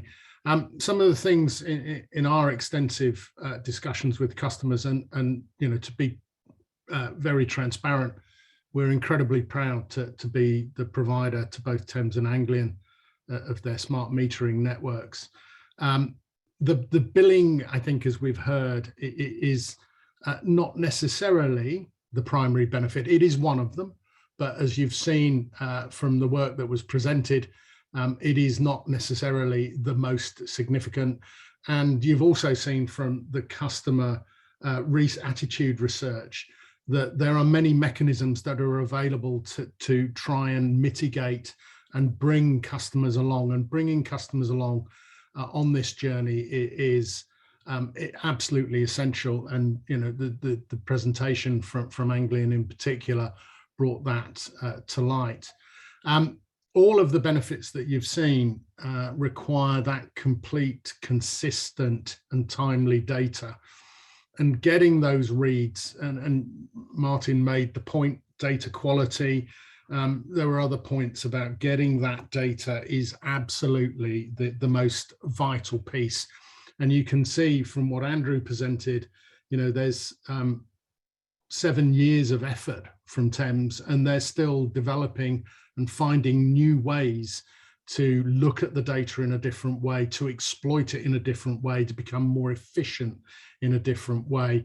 And certainly those meter reads are absolutely the king of the whole model. And the last point, and we heard this as well in the previous presentation, is that the whole solution needs to be there for the long term.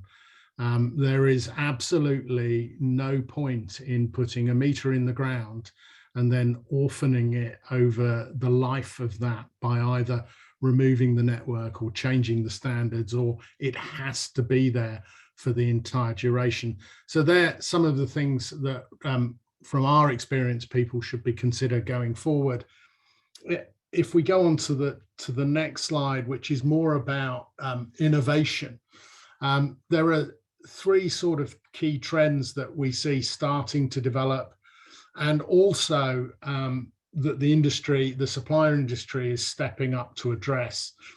So over the last few weeks, I think everybody has seen sewer overflows and certainly the very heightened attention that they're getting. One thing to point out, smart metering networks are there when you deploy them, but they are heavily optimized to provide meter reads. So stretching their technical capabilities can often run into certain boundaries. So for example, you're never going to get, real-time video over a smart metering network. It's optimized for those battery powered devices for the 15-year life of the assets. But sewer levels and sewer level monitoring fits a very similar criteria.